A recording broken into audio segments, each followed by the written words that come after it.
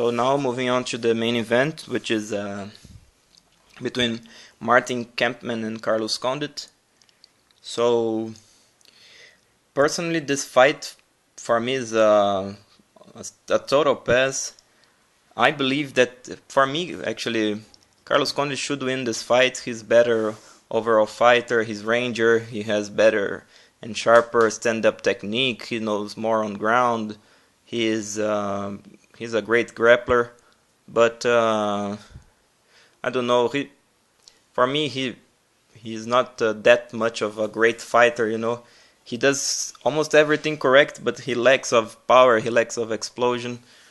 He can find some nice strikes, but he doesn't have a real power. He doesn't really impose his game. Most of the time he keeps circling around the octagon. Eventually he comes in, but I don't know. I cannot count him in. And the line, the way it is now, he's around -250. For me, this is crazy to bet Carlos Condit. Maybe to bet him in a unanimous decision. I think that's what's gonna happen. But either way, if Martin Kampmann can score a takedown in the end, we'll steal the round. This fight will be slow paced. Both guys, they don't use their range very well. For me, it's quite a weird fight. And just talk about a little bit about Martin Kampmann.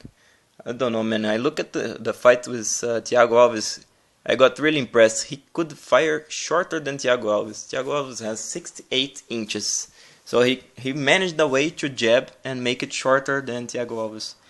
So, and everything he fires is technical but doesn't have power behind. The only thing he has good that I see is some knees when the opponent closes gap. That's how he knocked out Jake Ellenberger.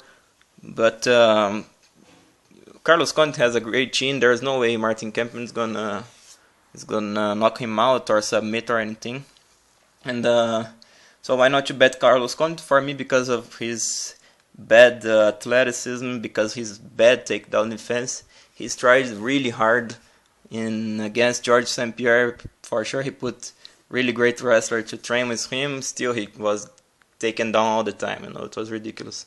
Against Johnny Hendricks, the same. Johnny Hendricks, actually, just to make a point here, in his future fight, well, I'll make a really nice analysis. But Johnny Hendricks for me is just a wrestler, and he doesn't even have nice ground and pound and control. And the only thing he has is power and leaping shots. George St. Pierre will for sure own him.